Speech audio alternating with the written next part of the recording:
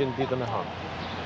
Dhe që ka të bëjë me raportimin e institucioneve të drejtësisë, institucione kushtetuese, Këshilli i Lartë i Gjyqësorit, Këshilli i Lartë i Prokurorisë, Prokurori i Përgjithshëm, Inspektorati i Lartë i Drejtësisë, Avokati i Popullit dhe Prokuria e Posaçme kundër krimit të organizuar dhe korrupsionit.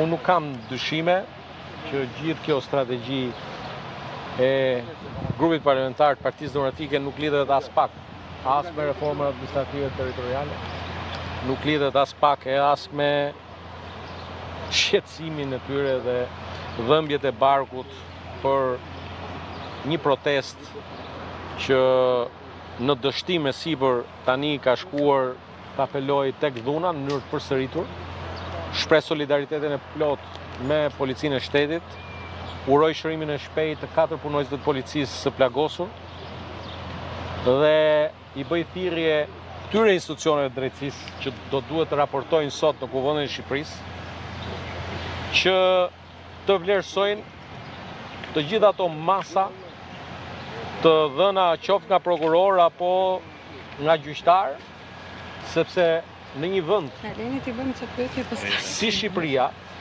vend antar i NATO-s, nuk mund të tolerohet dhuna dhe çdo person që godet policinë e shtetit, godet vetë shtetin. Gjaku i punonjësve të policisë shtetit është gjaku i vetë shtetit. Veza është dhunë, zoti Balla?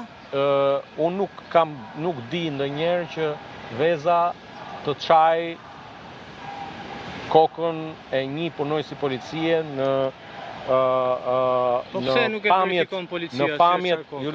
pamjet që ju vetë mediat keni dhe i dini fare mirë dhe ju që këtu nuk bëhet thjesht vetëm me vezë, por këtu bëhet fjalë për akte dhune barbare dhe që besoj që të gjithë si shoqëri shqiptare, Shqipëria ka vuajtur dhunën. Por një gjë duhet ta kenë qartë gjithë, që përpjekjet për të tërhequr poshtë, për të kthyer mbrapa Shqipërinë në skenare dhune si ato të viteve 1997, 1998 apo të tjera si këto, nuk do të ketë. I gjithë synimi është të dëmtohet sezoni turistik. I gjithë synimi është të dëmtohet ekonomia turistike e vendit. Janë imazhe të cilat bëjnë xhiron e botës pikërisht për të dëmtuar imazhin e Shqipërisë, për të dëmtuar ekonominë e Shqipërisë. Nuk ka sot askush. Po mungesa ujit, zoti Balla, nuk e dëmton sezonin turistik, Shqipëria nuk ka ujë akoma. Nuk ka sot askush. E dëmton ka protesta, jo mungesa ujit sezonin turistik? Për fat mirë në zonën nga Vjenti jam unë deputet dhe kemi 24 orë ujë. Për momentin po vjet kemi pas probleme. Po si vjet ke? Dhe ka dhe Tirana probleme. Si vjet ke falme. A mund ta bëjmë një pyetje? A është normale që të futen deputetët në Kuvendin e Shqipërisë me këtë gati shtet rrethim? Çka? E para është që deputetët kanë mision ushtrimin e detyrës. E gjithë kjo dhunë që ju shikoni është pengim në ushtrimin e detyrës dhe përbën një vepër tjetër penale përveç dhunës. Pra, çdo deputet që pengohet, goditet për shkak të detyrës, dhe ju e dini që goditja për shkak të detyrës është një vepër penale që dënohet në Kodin Penal të Republikës Shqipërisë, ndërkohë që institucionet përfshirë policinë e shtetit apo institucionet tjera të sigurisë kanë për detyrë të garantojnë një perimetër sigurie ku deputetët dhe çdo pjesëtar i Kuvendit të Shqipërisë qofshin në këtë staf të ushtrojnë detyrën e tyre. Kështu që normale është dhe ky nuk është një skenar që është parë vetëm në Shqipëri. Këtë skenar kemi parë vite më parë edhe në vende të tjera, e shohim aktualisht edhe në vende të tjera. Unë e thash në fjalën time në Kuvend dhe duhet ta them edhe këtu.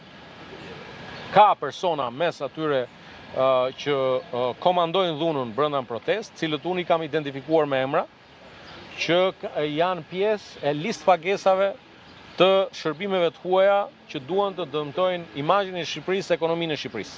Ju tha të Gardës Revolucionare? Padyshim. Padyshim, e kam thënë me emra, me mbiemra, me fytyra se ju e keni bërë, nuk është i keni kursyer. Unë e kam nxjerrë me emra. Dritan Goxhaj është shërbëtor i regjimit iranian. E keni me fotografi, e keni me akte, e keni me veprime, një njeri që mbështet aktet terroriste të Iranit publikisht, dënon Shtetet e Bashkuara të Amerikës, aleatin ton strategjik, miku